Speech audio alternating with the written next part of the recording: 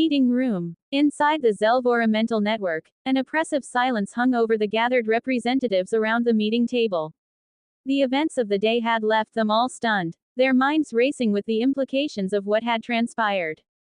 These were not just any representatives. They were the ones who had signed off on the agreements, the architects of their civilization's participation in this contest. Now, they were confronted with the brutal outcome of their decisions. Many representatives sat deep in thought, their faces betraying various degrees of fear, frustration, and resignation. Those who hailed from civilizations steeped in selfish political traditions knew all too well the grim truth: scapegoats would be needed. Someone would have to bear the brunt of the blame for the humiliation, anger, and setbacks their civilizations had suffered. For many of them, the path forward seemed bleak. In the best-case scenario, they might lose their positions, exiled from the corridors of power. But for others, especially those from societies where failure was tantamount to treason, the specter of execution loomed large. The knowledge weighed heavily on their minds, and though no words were spoken, the shared sense of dread permeated the room. They knew their fates would be decided not by reason but by the need for a narrative. The citizens of their worlds would demand justice, a way to cope with the embarrassment and anger. Sacrificing those in the room was the simplest way to redirect that fury and shield the true leadership from scrutiny. Yet, even within this dynamic, exceptions existed. The Zelvora. For the Zelvora, the question of blame was moot. Their advanced mental network provided unparalleled transparency, allowing them to trace every decision back to its origin. The collective process ensured that major strategies were crafted through rigorous evaluation and refinement, leaving little room for individual error. The unexpected result of today's events was viewed as a force majeure, an outcome stemming from unforeseen variables rather than poor planning. The Zelvora's ability to approach challenges collectively and rationally shielded them from the need to scapegoat. Their culture thrived on accountability through understanding, making them uniquely resilient in situations that would fracture others. The Zorvak. For the Zorvak, their unique situation offered a similar form of immunity. The controversial decision to surrender without contest had been made directly by their Grand Elder, the leader of their entire race. As such, any attempt to assign blame would inherently challenge the authority of their supreme leader, a notion that was unthinkable for most. No one who valued their life or standing would dare criticize the Grand Elder's decree, no matter how contentious. Moreover, the lack of an actual battle removed the burden of personal failure from the Zorvak participants.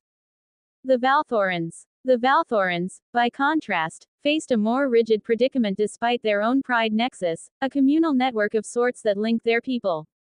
Unlike the Zelvora, the Valthorans' network was deeply intertwined with their culture of individual accountability and honor. Failures of this magnitude demanded tangible reparations. All those involved in crafting the strategy leading to the loss were expected to take actions to redeem their honor, be it through sacrifice, personal quests, or other means deemed worthy. To shirk this responsibility would invite catastrophic consequences, including the loss of position, family ties, and societal standing. For the Valthorans, redemption wasn't optional, it was a necessity for survival in their pride-bound culture. Across the room, these differing cultural responses underscored the vast diversity of the gathered civilizations. Yet, all shared a common thread: the need to address the consequences of their failure, each in their own way. The weight of today's events would ripple outward, altering trajectories, alliances, and power balances for years to come. As for the civilizations that hadn't sent fighters, their representatives maintained an uneasy silence. Speaking out could draw unwanted attention or provoke an official looking for someone to blame or vent their frustration upon. These representatives knew well that becoming a convenient target in such volatile circumstances could be their undoing. Internally, however, they felt an immense wave of relief. By choosing not to participate, they had avoided the catastrophic losses and humiliation suffered by those who had sent their champions into the fray. In their minds, this decision now seemed farsighted, a stroke of wisdom that had spared their civilizations from the fallout of the disaster.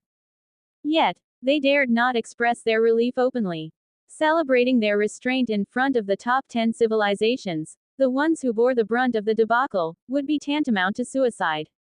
The largest losers in this ordeal were simmering with anger, humiliation, and frustration. To flaunt even the slightest hint of satisfaction or relief would only invite their wrath. There is no merit in wasting time lamenting what has already transpired. We must focus on what lies ahead, Lyasa said, her voice cutting through the silence of the mental network meeting room like a blade. We need to vote on whether to ratify the results of the deal and honor our agreement with the Terran Empire or attempt to renegotiate. Her words served as a stark reminder of the purpose of this post-fight meeting, one that none present had dared to avoid. Her statement drew every representative's gaze toward her projection. Despite the sudden intensity of attention, Lyasa stood unfazed. Without pausing, she continued. The Mana Oath is already active. Even if we were to accept the immense backlash of breaking it, we would risk losing access to Mana Stones. They've demonstrated they have an abundance of those, given how many they expended to tilt the battlefield in their Emperor's favor. Furthermore, we remain ignorant of the full scope and limitations of the runic contract we signed. It resides in our very souls, and breaking it might unleash consequences we can't predict or mitigate. At the mention of the Terran Empire's strategic use of mana stones to provide their emperor with an advantage, the Trinarian fighter's projection briefly shifted its gaze toward her. But Lyasas ignored the subtle challenge and pressed on. Even with our current disadvantage due to the outcome of the fight, the agreement ensures continued access to mana stones. Let us not forget this was the primary reason we heeded Zaltar's call for aid in the first place. The representative of the Zorvak didn't even allow the echo of her words to be heard by everyone as he spoke up, his tone uncharacteristically buoyant. We will honor our part of the agreement, he said. No one was surprised by his enthusiasm. For the Zorvak, Princess Serafina's surrender had effectively resolved a persistent issue without further conflict, as he was one of the Zorvak not in her faction, which meant a purge should she come to power by defeating the Grand Zorvak. One by one, the other representatives began raising their hands, signifying their agreement to uphold the deal. For many, Lyasa's reminder of the mana stones reinvigorated their resolve. The importance of mana stones within the astral conclave was undeniable. They powered advanced technologies across the higher civilizations. To lose access to such a resource would be catastrophic, while retaining it could mitigate the backlash they faced, or, in some cases, erase it entirely. Though the atmosphere remained tense, the vote signaled a collective decision to move forward. Each representative silently hoped that the mana stones gained would outweigh the heavy losses suffered in the ordeal. With unanimous votes, we will honor the agreement with the Terran Empire, Lyasas declared, her voice firm and authoritative. You all have 1 week, based on Terran Empire time, to prepare everything required for the provisions stipulated in the deal. On that day, we will meet with Emperor Aaron Michael in person to deliver these items and to discuss his additional demands, which will require votes within the Astral Conclave Council to proceed. Her words were met with silent acknowledgement from all representatives. Once she was certain that her statement had been absorbed, Lyasas brought the meeting to a close. One by one, the participants exited the Zelvora mental network, leaving behind the shared space that had served as their meeting room. Notably absent from the discussion was the giant elephant in the room, Emperor Aaron Michael himself. The representatives refrained from broaching the topic, despite the profound implications of his actions. While they outwardly displayed a semblance of unity, everyone in the room knew it was superficial, born of temporary alignment in their interests rather than any real cohesion. Each civilization had its own perspective on how to address the Terran Emperor. Factors like their relative strength within the conclave, cultural values, and internal politics made a collective strategy impractical at this stage. Any discussions about how to deal with him would occur within their individual spheres of influence, far removed from the glare of intercivilizational scrutiny. For now, those conversations remained on hold, overshadowed by the immediate necessity of fulfilling their obligations under the deal. Colosseum. Aaron and Serafina stood motionless, maintaining the same distance as at the start of their face-off. Neither had moved, even during the spectacular fireworks show that followed Aaron's acceptance of her surrender. The only exception was Aaron briefly waving to the citizens of his empire watching the broadcast, many of whom were overcome with emotion, crying in celebration of their historic victory. This event marked the first ever interstellar combat they had participated in, and despite their lack of experience, they emerged as the sole victors. As cheers of triumph reverberated among his people and the disbelief of others lingered, the broadcast concluded. The moment Aaron secured his final victory, the arena itself was officially handed over to him as part of his reward, along with control of the AI referee. Without hesitation, the AI complied with her new owner's first command, to end the broadcast. Aaron had more pressing matters to attend to, a private conversation with an abandoned individual. For this, he required absolute privacy, away from the watchful eyes of the viewers and representatives. Can you morph back into your humanoid form so we can have a proper conversation? Aaron said, addressing Serafina for the first time since the fight had ended. As he spoke, the container holding a golden-colored nanomachine liquid opened, swiftly shaping itself into a table and 2 chairs. The remaining nanomachines coalesced into Nova, who materialized wearing a maid outfit, a subtle nod to her role in the upcoming meeting. Almost as if orchestrated in advance, a ship entered the arena at high speed, heading straight toward Aaron. It landed a short distance away, careful to avoid kicking up any dust in his direction. Nova approached the ship, retrieving a box nearly half her height. She carried it back and placed it at the side of the table, slightly off-center, before opening it to reveal its contents.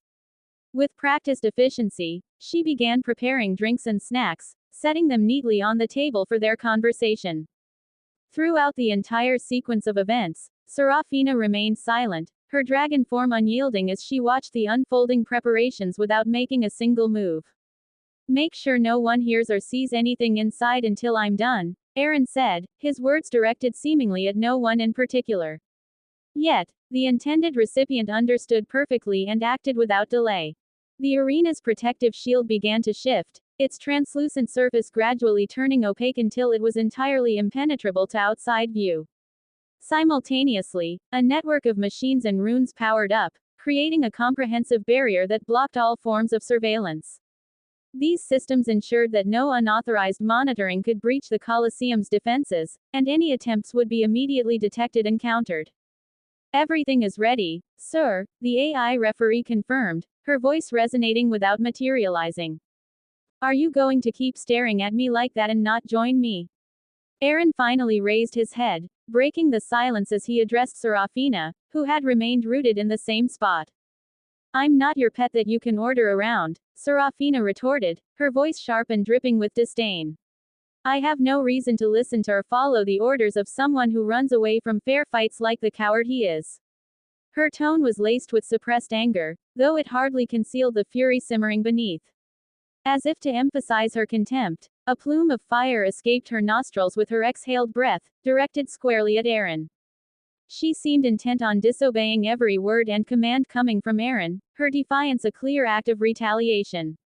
Yet, her plans to provoke him into anger, to push him into demanding a fight where she could negotiate her freedom upon victory, quickly unraveled. Before she could savor any satisfaction from her rebelliousness, a sudden, piercing pain coursed through her. It was not a pain of the flesh but one that emanated directly from her soul. The agony was so profound that even her monstrous endurance faltered. A sharp, involuntary squeal of pain escaped her lips, betraying the vulnerability she desperately sought to hide. So that's how it works, Aaron muttered, observing her reaction with calculated detachment. His eyes held no anger, only cold curiosity as he studied the effects of the mana oath binding her to him. Then, raising his voice so she could hear him clearly, he declared, you seem to have forgotten that, at this moment, you are my property, something I have complete power over. I could do whatever I wanted with you. His words were sharp and deliberate, each syllable cutting into the silence like a blade. Yet despite this, I have chosen to treat you with a semblance of respect, befitting your position as a princess of one of the Zorvak royal clans. Perhaps that has made you forget your current reality. Serafina said nothing in response, but the fury in her eyes spoke volumes. Her gaze burned with indignation, and her body began to radiate an intense, suffocating aura. The sheer force of her anger distorted the space around her, the air shimmering as though caught in a heatwave. The raw power emanating from her presence was both awe-inspiring and oppressive, a clear warning that her spirit remained unbroken despite the chains binding her. What makes you think you have the right to control me? Serafina demanded, her voice laced with defiance and her fiery eyes locked onto Aaron as though ready to strike. Her challenge was immediately followed by another agonizing squeal of pain, the mana oath punishing her rebellion. Yet despite the torment, her unwavering gaze bore into Aaron, her resolve unshaken. She was willing to endure any hellish suffering if it meant maintaining her defiance. Your leader seems to have done exactly that by ordering you to surrender, Aaron replied, his tone calm and detached, as if they were discussing a trivial matter. He appeared completely unfazed by her display of resistance, his demeanor unyieldingly composed. Serafina flinched at his words but refused to back down, her aura growing heavier and denser as her anger bubbled to a boiling point. But why would he do that? Aaron continued, leaning slightly forward as his sharp eyes met hers, when it meant tainting the carefully built image of uncompromising strength your people pride themselves on. Could it be that you are a threat significant enough to warrant such an act, even at the cost of tarnishing that image? He delivered the question with an unnerving calm, then casually reached for his tea, taking a measured sip as if her response was of no real consequence to him.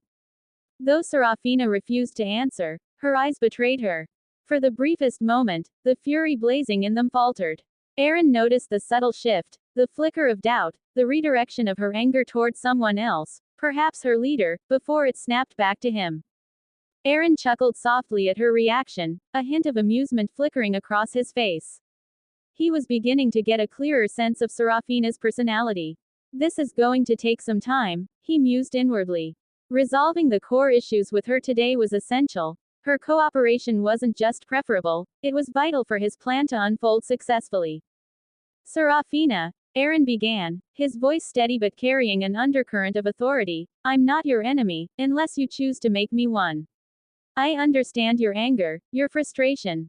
You've lost control of a situation you believed was firmly under your command. But this predicament wasn't my doing. You're here because your leader chose to sacrifice you.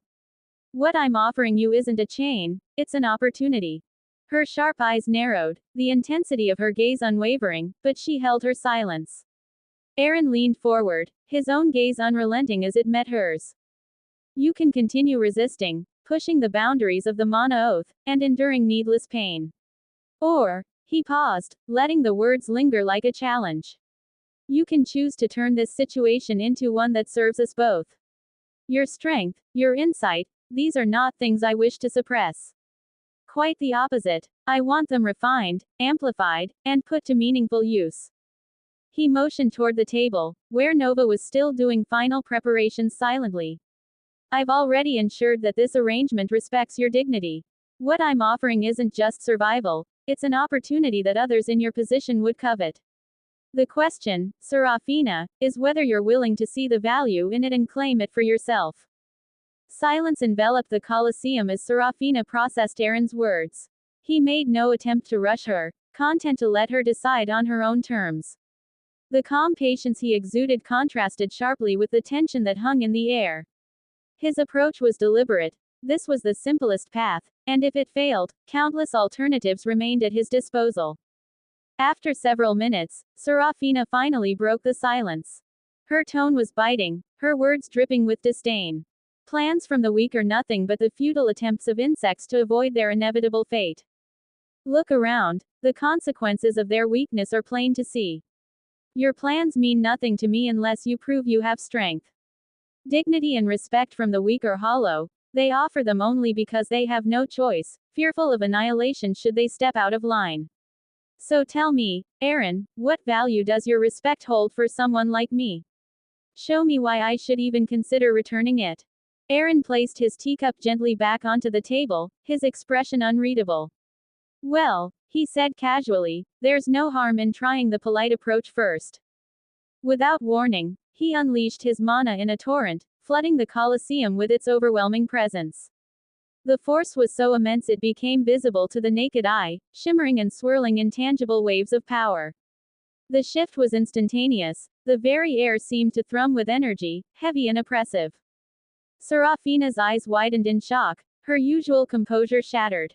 Just moments earlier, she had dismissed Aaron's words with scorn, but now the sheer magnitude of his mana left her stunned. The Colosseum, now brimming with energy, could have powered a wormhole of the caliber that had brought them to this very place. Serafina's heart, once brimming with anger at Aaron's perceived cowardice and the betrayal of her Zorvak elder, faltered as a flicker of fear seeped in. The sheer volume of mana radiating from Aaron was unlike anything she had ever encountered. Her mind raced, calculating the potential havoc he could wreak with such overwhelming power. Yet, true to her warrior heritage, Serafina refused to succumb. She steeled herself, preparing for the inevitable. While the mana oath prevented her from attacking first, she resolved to bide her time, conserving her strength for a perfectly timed counterattack. If Aaron gave her even the slightest opening, she would exploit it, striking with precision before the oath could react. The pain she'd endured earlier from her mere disrespect was still fresh in her memory. She had no desire to provoke a punishment of greater intensity. But before she could scrutinize Aaron's movements to predict his next step, a massive shield materialized out of thin air. It surrounded her entirely, a glowing barrier that left no room for escape. The suddenness of its appearance caught her off guard, and her eyes widened as she registered what happened. Wasting no time, Serafina acted. She beat her wings with immense force, channeling her race's energy into a powerful propulsion. She aimed for the nearest section of the shield, intending to shatter it through brute strength. Bam! Crack! The collision reverberated through the air as her velocity was instantly neutralized. Instead of the triumphant sound of a shield fracturing under her might, she found herself recoiling from an immovable barrier. Serafina barely had time to process what was happening as the shield's surface, previously thought impenetrable, began inflicting a barrage of miniature spatial disruptions.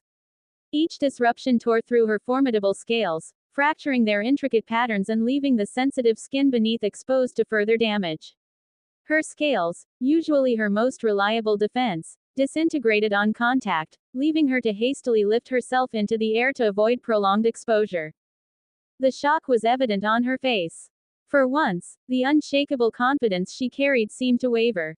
Even someone with a fraction of her intelligence could see she was struggling to comprehend the situation.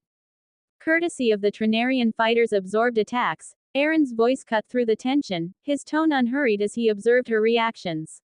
He gestured vaguely toward her discarded scales, now lying in disarray on the floor of her encroaching prison. Her gaze snapped to him, sharp and accusing, as he continued. "So that's why your scales had no visible damage." He spoke as if merely pointing out an observation, watching as her body struggled to eject the damaged scales and replace them with new ones. The process was slower than she'd prefer, and it was clear her regeneration wasn't accustomed to such persistent damage. "How did you just do that?" she demanded, her voice laden with both disbelief and barely restrained fury. Yet, the outright anger she had harbored moments ago seemed to have diminished, replaced by a grudging curiosity. Aaron gave a faint shrug, his expression unreadable. "I didn't do anything. The spatial mana powering the shield is responsible for everything. The attacks you feel aren't deliberate strikes but the natural residual effects of spatial energy saturating the shield. That's why it's taking time to pierce your scales. It's not designed to attack, just to exist." Despite the composed cadence of his voice, Aaron was far from passive. The prison, once a stationary cube of shimmering mana, was shrinking.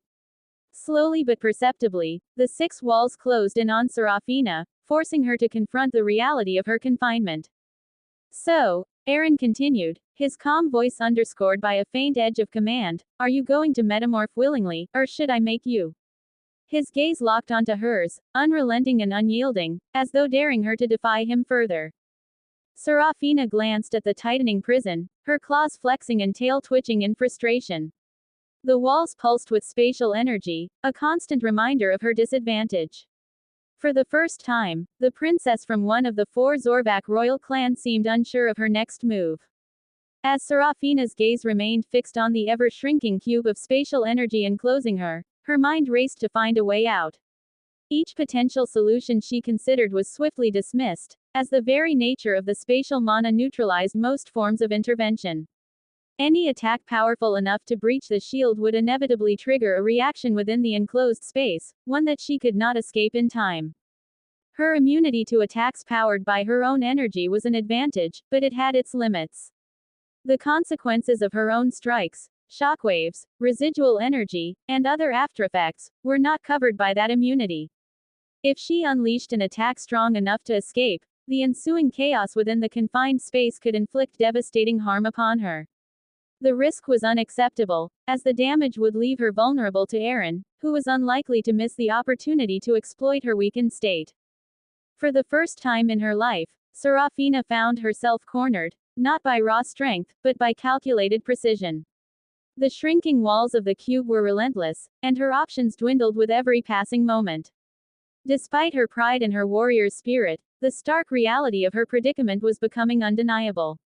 If she acted recklessly, she might survive, but she would be battered, broken, and utterly at Aaron's mercy. Her mind churned with frustration, the weight of her position bearing down on her as the cube closed in further. It wasn't fear that coursed through her veins but a seething anger, tempered by a reluctant acknowledgement of the genius behind Aaron's trap.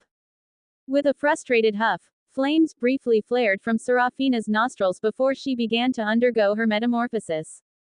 Her towering draconic form started to contract as she shifted into her humanoid form, the one that occupied the smallest possible area.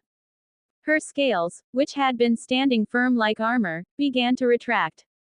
They tilted outward, revealing the gaps between them as her exposed skin tightened and contracted.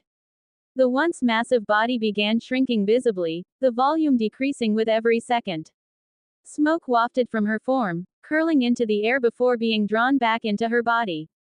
The smoke was not mere residue, it was the excess mass of her larger form being broken down and converted back into her race's unique energy. The proportional release of smoke to her reduction in size made the process clear. Every ounce of her towering might was being condensed into a form of racial-specific energy, absorbed back into her body as she diminished. This transformation was a very vulnerable process.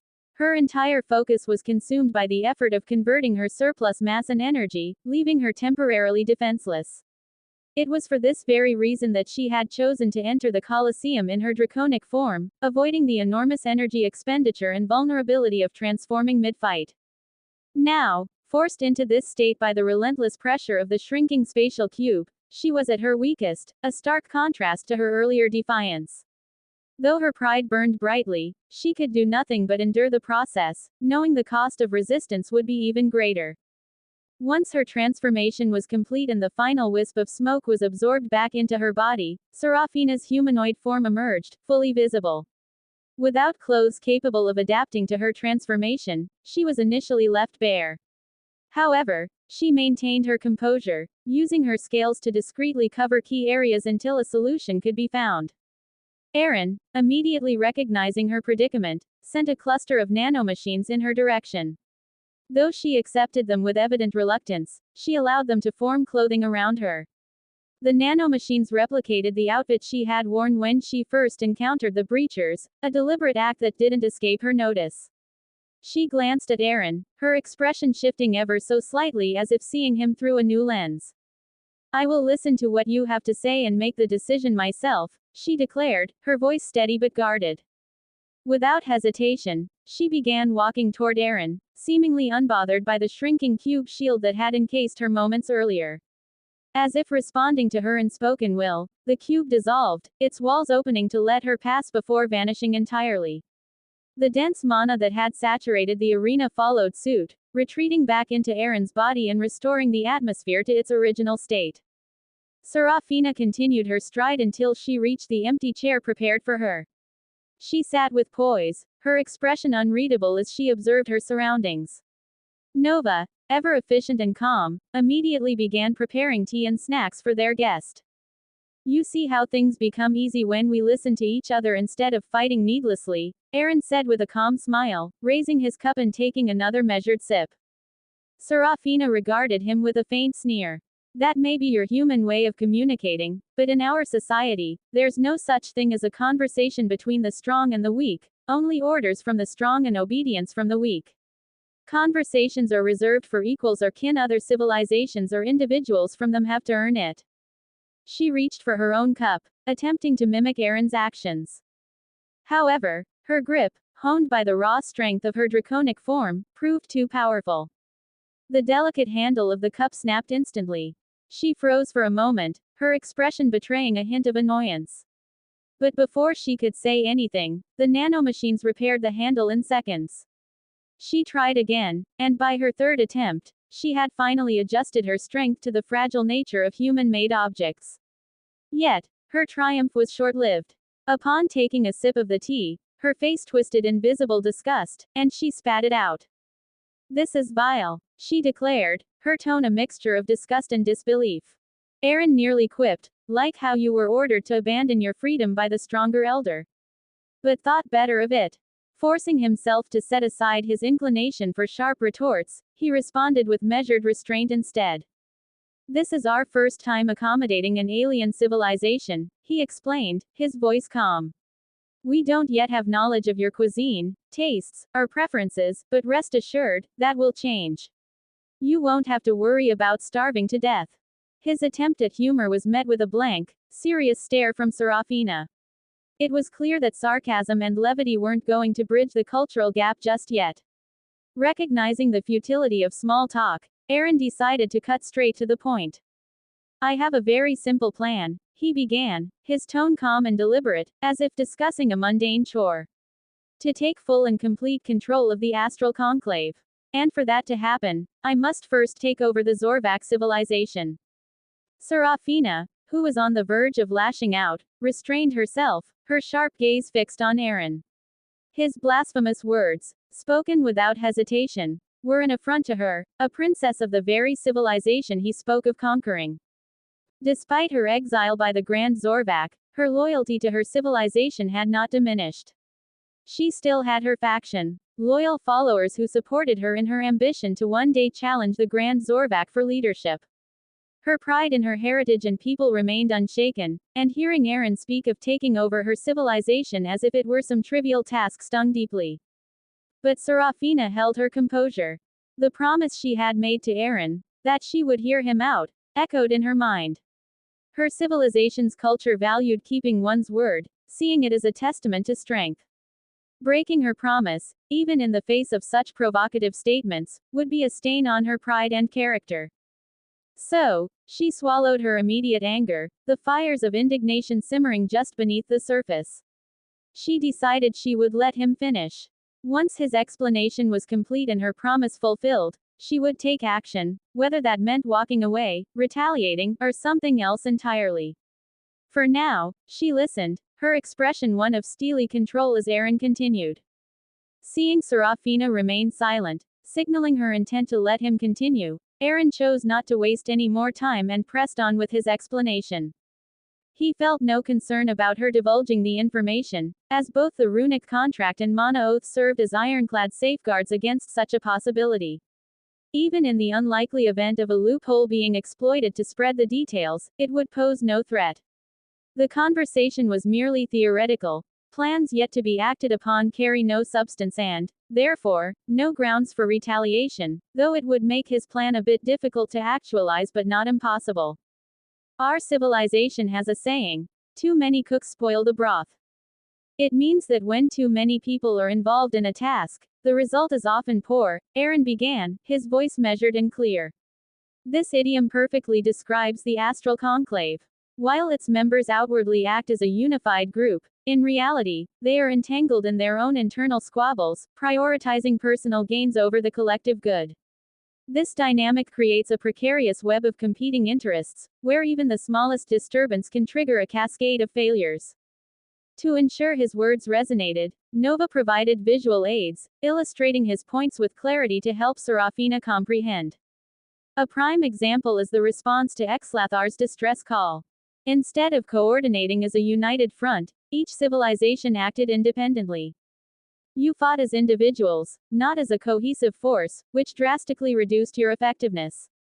Even your arrival here was inefficient. The wormholes could have transported far more ships had there been cooperation. But instead, each faction acted selfishly, focusing on its own interests. And now, here you are, listening to me point out these missteps, he continued, his tone unwavering but without overt condescension. These internal conflicts and rivalries must be untangled, or at least managed, to prevent catastrophe. Imagine facing a powerful external enemy who exploits your divisions, triggering a civil war that leaves you even more vulnerable. He paused briefly, allowing his words to sink in. Serafina's expression tightened, a mix of frustration and reflection apparent. Aaron then shifted his tone, addressing the broader justification for his involvement. Why am I the one proposing this plan? Because our civilization is an outsider to the astral conclave. We have no entanglements, no pre-existing biases, and no vested interests. This detachment allows us to act as neutral arbiters, free from the conflicts and prejudices that have hindered your unity. After another brief pause, Aaron's voice grew sharper, more personal. That's the politically correct reasoning, and it holds some truth. But it's not the whole story. The real reason lies in a lesson I learned years ago, as a mere citizen on a planet with over 200 countries. It was a smaller scale version of what the astral conclave is experiencing now. The divisions, the rivalries, the constant power struggles, it all culminated in them attempting to take from me what was mine because they perceived me as weak, unworthy of what I possessed.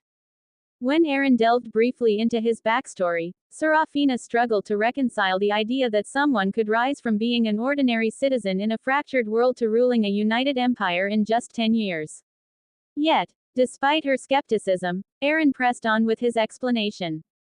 What I'm trying to do is prevent a repeat of that chaos by proactively establishing countermeasures instead of simply reacting to problems as they arise. These countermeasures are critical not just for safeguarding the mana stone trade but also for protecting the advanced technologies that will emerge as we merge incoming technologies from the defeated civilizations with our own. There will always be those driven by greed, unable to comprehend the bigger picture, Aaron explained, his tone steady and resolute. Serafina paused, letting his words settle. Then, with a measured tone, she asked, "So what does that have to do with me?" Aaron's response was direct. "You may have been abandoned by your grand elder, but you are still of your race, and I possess a challenge ticket, a privilege you can use. The condition, however, is that you agree to become my subordinate." The atmosphere tensed immediately. Serafina's grip on her teacup tightened, and in a single moment, it shattered in her hand. The nanomachines, detecting her surge of strength, attempted to escape but were obliterated in seconds, their remains releasing faint wisps of smoke from her clenched fist. Recognizing the danger of her temper flaring, Aaron raised his hand calmly to draw her attention, diffusing the growing tension. "Before you act rashly, hear me out," he said firmly. "I understand how your system operates, and this time, I intend to use it to my advantage." Then, with a sharp gaze that conveyed both confidence and authority, Aaron declared, "I hereby challenge you to a duel. Should you win, you'll keep your freedom. But if I win, you will swear unwavering loyalty to me and become my subordinate." Serafina's lips curved into a wide, triumphant smile, one she made no effort to conceal. She had finally gotten what she wanted, a chance at regaining her freedom. "You're finally speaking my language," she said, her voice carrying a note of satisfaction as she accepted his challenge without hesitation, not even pausing to consider the implications. However, Aaron quickly tempered her enthusiasm. "But not now. There are preparations to be made. Measures that will allow both of us to fight at full strength without worrying about outsiders seeing or hearing the aftermath," he explained. Her smile vanished instantly, replaced by a scowl of irritation. The delay was an unwelcome turn of events, as it meant her opportunity to secure freedom would be postponed. "Are you stalling for time? Do you take me for a fool?" she snapped, her voice sharp with suspicion. "You realize a fight between us will unleash massive amounts of energy, visible from vast distances. How exactly do you intend to keep this hidden? Are you planning to transport me to another star system just to settle this?" Her tone left no room for evasion, her piercing gaze making it clear she had no patience for unnecessary delays. "Through this," Aaron said, extending his hand as Nova handed him a sleek pair of glasses. Serafina squinted suspiciously, her expression brimming with skepticism. Ignoring her reaction, Aaron casually tossed the glasses toward her. This time, she caught them without incident, having adjusted her strength to handle fragile human objects. I'm sure you've seen me use something like this before, Aaron said, his tone calm and composed. Just put them on, and you'll find the answers to your questions. As he spoke, Nova activated a hologram that displayed Aaron donning the glasses, illustrating the process. Serafina frowned, clearly dissatisfied with not receiving a direct answer. Yet, her curiosity won out. Begrudgingly, she slipped the glasses on, her intrigue overriding her irritation. Why is nothing happening? Is he messing with me? Serafina muttered under her breath when the glasses seemed to do nothing after she put them on. Her gaze immediately darted to Aaron, ready to demand an explanation. But what she saw wasn't Aaron, or anything remotely expected. Instead, she found herself standing in the middle of an expansive field of glassy greenery, where the grass shimmered with an otherworldly green hue that stretched endlessly in every direction. Her surroundings didn't remain static for long. The grass began to shift, morphing and transforming into plants and flowers she recognized from her own star system. Serafina's disbelief grew as she realized these were rare flowers, so scarce in her civilization that their worth was equivalent to their weight in pure mana. Now, they covered the entire expanse of her vision, blooming vibrantly as if mocking their scarcity. Unable to contain her curiosity, she crouched and reached out to touch one of the flowers. At first, the sensation felt off, lacking the tactile authenticity she expected. But, moment by moment, the feedback grew increasingly convincing, blurring the line between illusion and reality. Yet, it was just slow enough for her sharp instincts to detect the deception. This is an illusion, she realized, her mind quickly piecing it together. She immediately triggered the defensive protocols her kind used against the Zelvora, a species notorious for their reality-warping powers. However, no matter what countermeasures she deployed or how many times she blinked her eyes open, she found herself back in the same mesmerizing field. Looks like I've fallen for one of your dirty tactics, Serafina said with venom in her voice, her fists clenched tightly. I'm the foolish one for trusting you and thinking of you as an honorable individual. Despite her words, her determination to escape hadn't faltered. I didn't do anything of the sort, came a calm voice from behind her. Aaron materialized out of thin air, his expression unbothered by her accusations. I was just answering your question. Serafina turned sharply to face him, her glare filled with suspicion and anger. Aaron continued before she could respond, gesturing to their surroundings.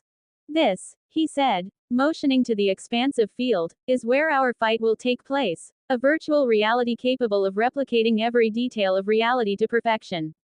Here, we can ensure that no one observes us, and all injuries, even death, will carry no consequences. You can die as many times as you want and still be revived without issue. He paused, studying her face. Her eyes betrayed her mistrust, and her body language radiated frustration. Aaron could see, with the glasses analyzing her mental state, that she still harbored doubts.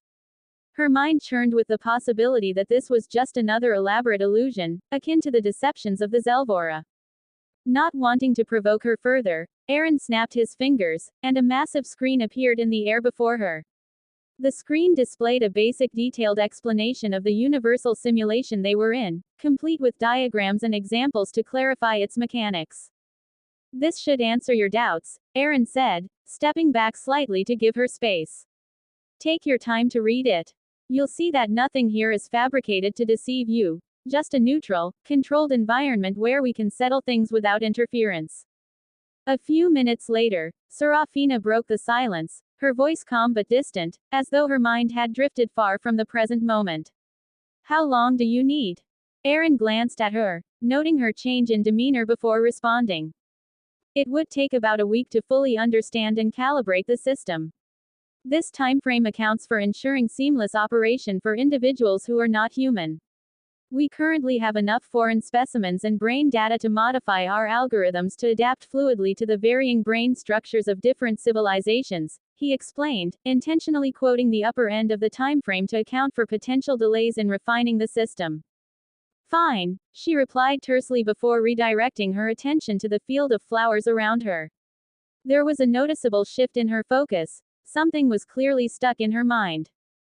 Anyone who knew what had transpired in this virtual space might guess what occupied her thoughts, but they wouldn't easily discern the direction of her contemplation. Although Serafina hailed from a race that revered strength above all else, her intelligence and strategic acumen were not to be underestimated. She had to know the implications of Aaron's technology, what it could mean if it truly wielded to its maximum potential. Following the triumphant conclusion of their first official war against interstellar civilizations, the imperial government declared a one-week holiday across the empire to mark the historic victory. To further enhance the celebratory atmosphere, the imperial family announced a 50% discount on selected essential products, with the family personally covering the remainder of the cost to ensure accessibility for all citizens. Additionally, the government made all subsidized utilities, electricity, water, and gas, entirely free for an entire month, offering tangible benefits to every household and amplifying the sense of collective celebration. In a gesture of goodwill, individuals serving minor prison sentences for petty crimes, deemed to have genuinely repented, were pardoned.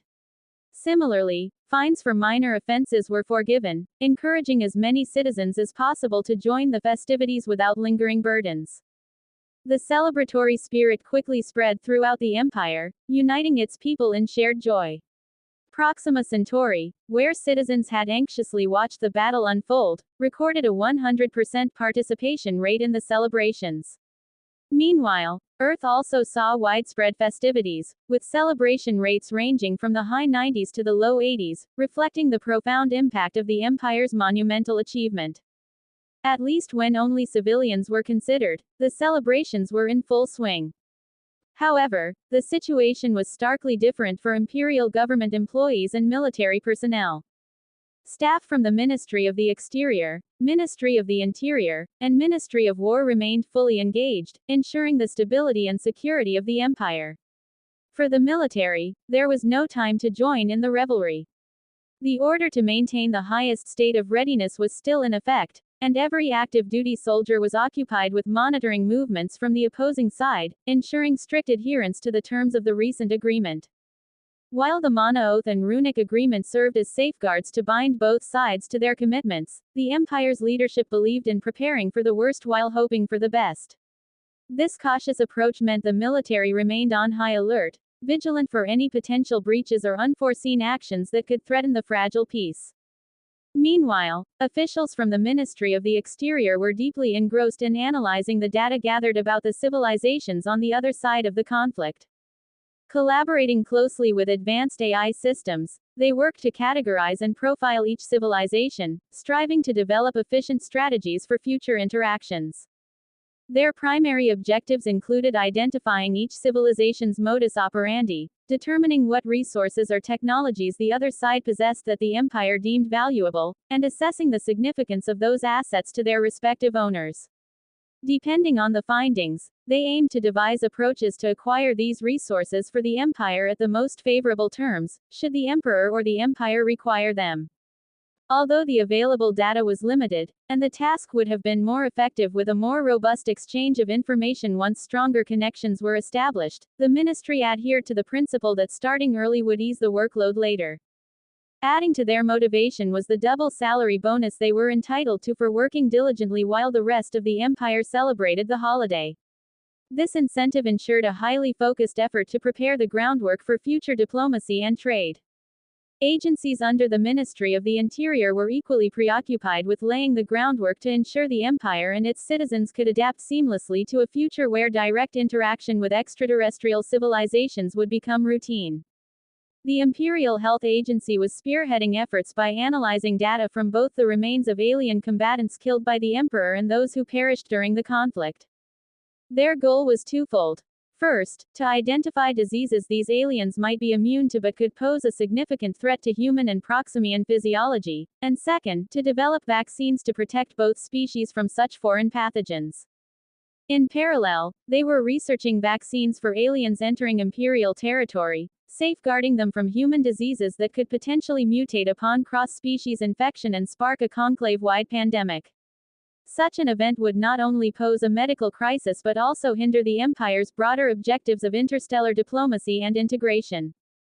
Other agencies were similarly engaged, each focusing on their specific domain to anticipate and mitigate potential issues arising from the forthcoming cultural and biological intermingling. These agencies aim to proactively identify and resolve challenges, ensuring that the empire maintained its preparedness and not be relegated to reactionary measures once things had gone wrong. While all these efforts were underway, the emperor issued a decree establishing a new entity known as the Imperial Mana Agency (EMA).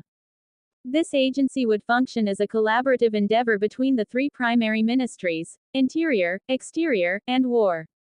Its primary mandate was to oversee and regulate the sale and distribution of mana stones to other civilizations. While Hephaestus Heavy Industries retained responsibility for mana stone production, they would operate strictly under the directives of the EMA. The agency's responsibilities were extensive, encompassing everything from setting prices and determining purchase limits for each civilization to implementing sanctions and ensuring their enforcement. To maintain impartiality and efficiency, the EMA would bypass standard ministry reporting hierarchies and report directly to the emperor himself. True to the empire's reputation for maximizing efficiency and innovation, all operations were conducted within the universal simulation. This allowed officials to utilize time acceleration, operating at the highest rates tolerable by even the weakest government personnel. This ensured that tasks were executed thoroughly, with ample time for analysis and refinement, minimizing errors caused by rushed decision-making. Aaron observed the intricate operations of the empire through Nova's advanced visualization system, which rendered the workings of the imperial government as though it were a single, seamless machine. Every cog, from the newly formed Imperial Mana Agency to the coordinated efforts of the various ministries, moved with precision. But the moment of satisfaction was fleeting. Aaron quickly shifted his focus back to his packed schedule, more demanding than that of any other imperial official. Despite having just emerged from consecutive life and death battles, with only a brief respite to recover, he refused to allow himself the luxury of rest. His responsibilities weighed heavily, and the chaotic aftermath of war required his direct involvement to untangle and solidify the empire's gains. "I'll rest later," he thought to himself. For now, every moment counted, and postponing rest was a small sacrifice to ensure the empire's stability and continued growth amidst the unfolding complexities. Aaron, now aboard his mothership stationed at the third layer of defense, resumed his work after using the brief journey from the Colosseum to his current location to rest. Though the battle was over, his vigilance remained unwavering, mirroring the military's continued state of heightened readiness. However, this was only part of his reasoning. The primary factor keeping him from returning to Earth was the crucial obligations awaiting him next week. He would soon oversee the receipt of the promised rewards and engage in vital discussions with representatives from the visiting civilizations. Returning to Earth, even momentarily, would only disrupt his tightly packed schedule. Given that all his tasks could be executed efficiently from his current position, Aaron saw no practical advantage in leaving. With his characteristic pragmatism, he directed his focus back to the array of responsibilities demanding his attention, ensuring every detail was handled meticulously in preparation for the critical engagements ahead. "How is the update on our captured individuals?" Aaron asked Nova, his tone calm but focused. He was referring to the fighters he had defeated in battle, some fatally injured before he had intervened with healing and placed them in stasis, and the one fighter captured alive, the mecha pilot, who had been brought along as well. Nova responded promptly, displaying live footage on the holographic display. "The ones requiring your direct healing intervention remain in stasis. The mecha pilot is the only one fully intact and capable of conversation. She remains inside her mecha, which is still operational. You can speak with her whenever you wish." Aaron's gaze lingered on the live feed of the female pilot, her closed eyes indicating she was actively connected to the mecha, her neural link allowing her to perceive the machine as her body.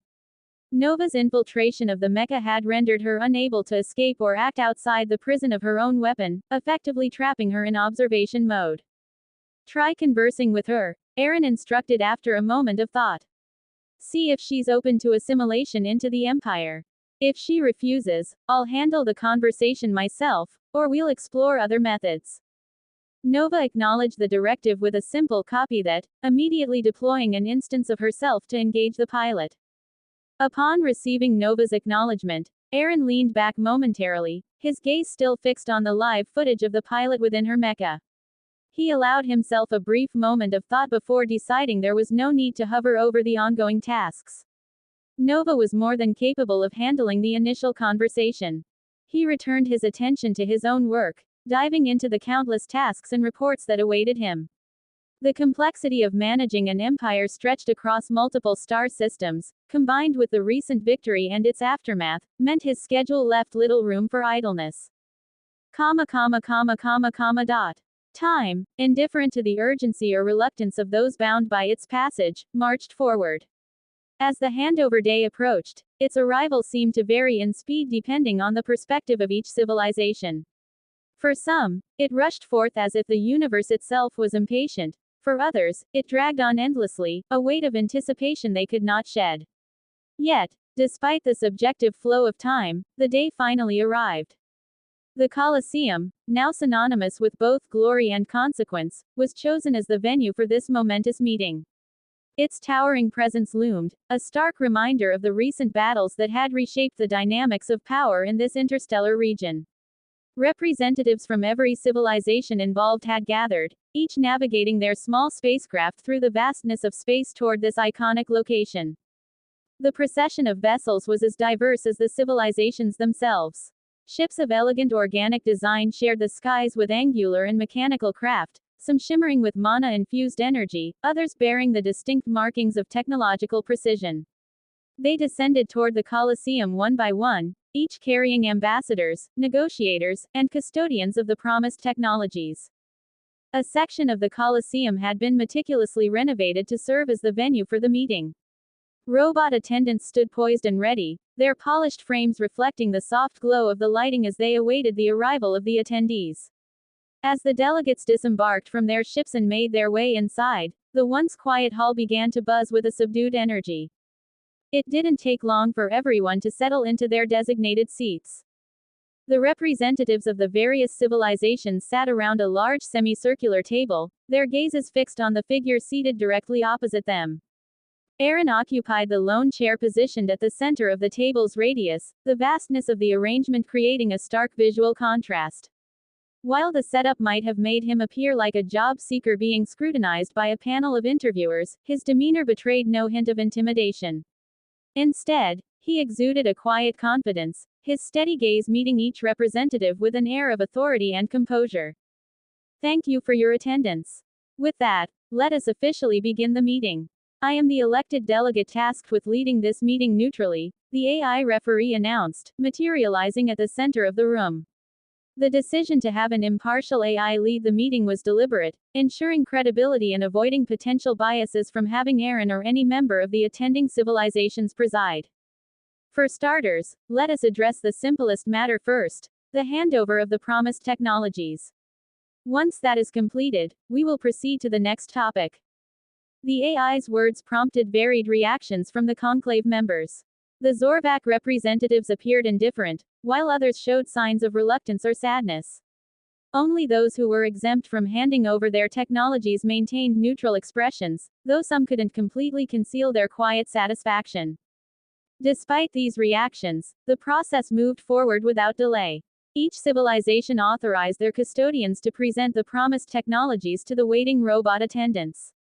One by one, the robot maids began collecting the items, each stored in containers of unique designs and sizes, reflecting the technological styles of their creators. The maids operated efficiently, immediately transferring the collected items to a waiting ship. Each container was secured within stasis fields the moment it was loaded, ensuring its preservation and safety. Without wasting time, the ship departed for a research facility located within the Empire's inner solar system. This precaution was taken to safeguard the technologies against any unforeseen incidents at the Colosseum. With the handover completed, that part of the Mana Oath was fulfilled, and any subsequent destruction of the storage mediums would not compromise the Oath's terms. Once the first handover process was concluded, the AI referee materialized a holographic screen at the center of the room. The screen flickered to life, displaying footage of Aaron in the midst of his negotiation with Leos's. Without preamble, the recording began to play. is to remain outside the conclave as independent allies, while also establishing a free trade agreement with no tariffs or blockades imposed against us. Aaron's voice echoed through the room. The representatives of the civilizations seated around the semicircle exchanged glances, some raising their brows in surprise or mild dismay.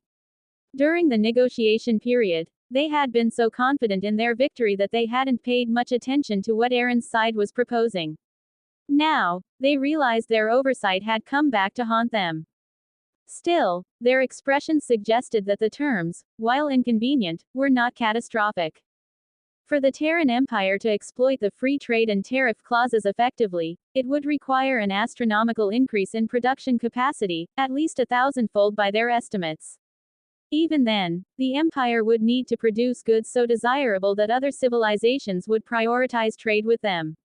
This, in the minds of many representatives, seemed an unlikely hurdle for the Empire to overcome in the near future.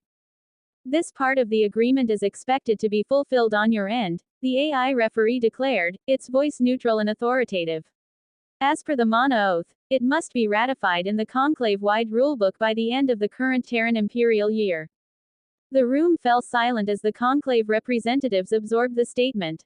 No objections were raised, their expressions a mixture of begrudging acknowledgement and quiet contemplation. The AI referee, seemingly unfazed by their lack of response, moved on without hesitation, confident they would comply with the terms within the allotted time. Once your side fulfills your end of the agreement, the AI referee continued, her tone precise and unwavering, the Empire will immediately be bound by the Mana Oath to commence the sale of Mana stones. Until then, the Empire is under no obligation to provide Mana stones to the Astral Conclave.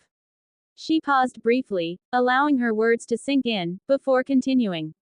To provide further details on how the Mana Stone trade exchange will be conducted, I now hand the stage over to the Emperor of the Terran Empire.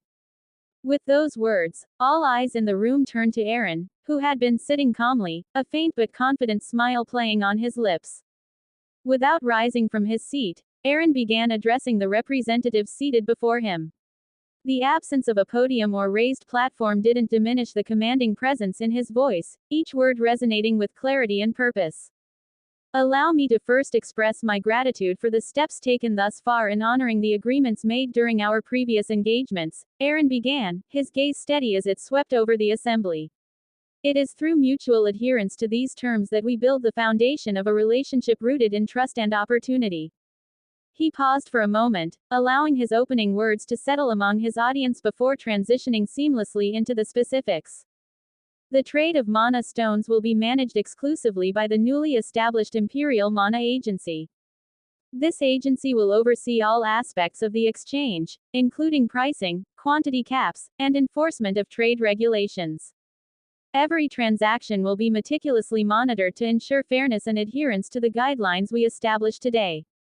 His tone grew slightly more pointed as he continued, as for the medium of exchange, we will initially operate on a barter trade system, where Mana stones will be exchanged for goods. This transitional period will allow us to gather sufficient data on the values and purchasing power of your respective currencies. Once we have that information, the Empire will decide on acceptable currencies for the trade. The Empire recognizes the value of Mana stones and their potential impact on your civilizations. As such, their trade will not be without restrictions. Each civilization will have a quota tailored to its needs, with priority given to those who demonstrate good faith and uphold the agreements established by the conclave. Aaron's tone shifted, softening slightly as he sought to balance authority with diplomacy. It is also imperative to note that any violation of the terms, whether it be misuse of the Mana stones or attempts to circumvent the agreed-upon regulations, will result in immediate sanctions, including the suspension of trade privileges. The Empire values transparency, cooperation, and accountability. He leaned forward slightly, his voice measured but sincere. While having such control over a vital resource grants us significant power, I assure you this power will not be abused. We will exercise our authority only when the agreements are breached. The Empire has no intention of using Mana stone trade as a means to dominate or coerce others into submission. To ensure this promise, we will include it in the binding agreements, making us equally beholden to the terms. Aaron knew his earlier statements might have placed the conclave members in a position of subordination, which wasn't ideal for fostering long-term cooperation. This part of his speech served as an olive branch, a gesture of goodwill designed to reassure and build trust. As he spoke, he noted the subtle change in the room's atmosphere. The tension eased slightly, replaced by a cautious optimism. He continued, providing detailed explanations of how the entire process would unfold. Aaron outlined methods for assessing each civilization's needs and explained how quotas could be adjusted based on demonstrated cooperation or increased requirements. He also emphasized the opportunity for civilizations to improve their access to higher quality mana stones through adherence to the agreements and collaborative efforts. Finally, Aaron delivered a surprise announcement. As a gesture of goodwill and a demonstration of our willingness to cooperate, the Empire will provide the mana stones necessary for your civilizations to create return wormholes free of charge. This will not only facilitate your journeys home but also give you the opportunity to test the various qualities of mana stones firsthand. As expected, the announcement sparked a positive response. Representatives who had been quietly calculating the potential costs of their return journeys now looked relieved and even slightly impressed. Aaron's strategic generosity had shifted the narrative, showing the Empire's willingness to invest in collaboration. With his speech concluded, Aaron leaned back slightly, nodding toward the AI referee. With that, I return the floor to our neutral mediator to guide the rest of today's meeting. The AI referee materialized once more, acknowledging Aaron with a slight bow before addressing the assembly to continue the proceedings. The next topic for discussion, the AI referee announced, her voice calm and deliberate, is the establishment of a communication framework to seamlessly connect both sides. This will ensure the smooth execution of official duties, facilitate business transactions, and promote the exchange and integration of cultures. Her holographic form rotated slightly as if surveying both sides of the room, pausing momentarily to invite engagement. Then, she fell silent, allowing the attendees to take the lead in the discussion. Although she was formally guiding the meeting, her role resembled that of a highly advanced assistant. Her primary responsibility was to ensure that all key agenda points were addressed thoroughly and accurately recorded in the meeting minutes. Can your side explain how you maintain communication between different civilizations and keep it active? Aaron asked, his tone steady but curious. He saw this as a valuable chance to clarify what he already knew, most of which came from the perspective of soldiers, individuals who had spent the majority of their lives in service. While their accounts were helpful, they lacked insight into the civilian side of things, leaving gaps in his understanding. Liases leaned forward slightly before she started answering his question in a formal demeanor. Each civilization operates its own communication network internally. However, as a conclave, we've established a shared, conclave-wide communication network. This network ensures connectivity between member civilizations, but its use is heavily restricted. Maintaining it over such vast distances requires significant mana resources, so access is limited to government entities and businesses. It's rarely accessible to the broader population.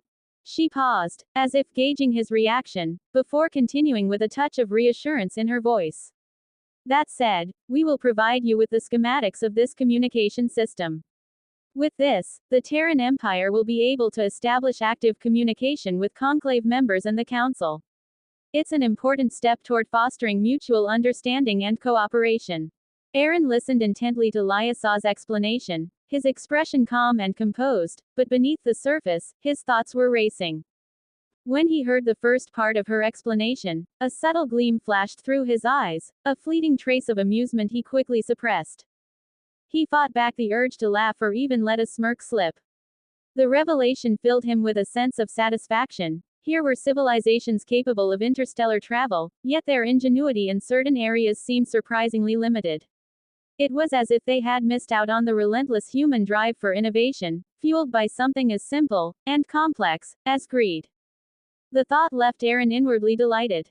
This oversight on their part was an opportunity, one he could leverage to maximum effect for the benefit of his empire and its burgeoning businesses.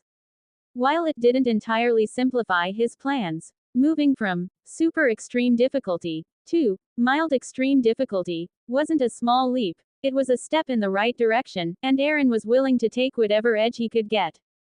As he mulled over what Leosis had said, the pieces began to fall into place. The conclave's unity was more a facade than reality, and Aaron now understood why. The lack of a mass communication system and the absence of fast, reliable transportation between civilizations had left their citizens isolated.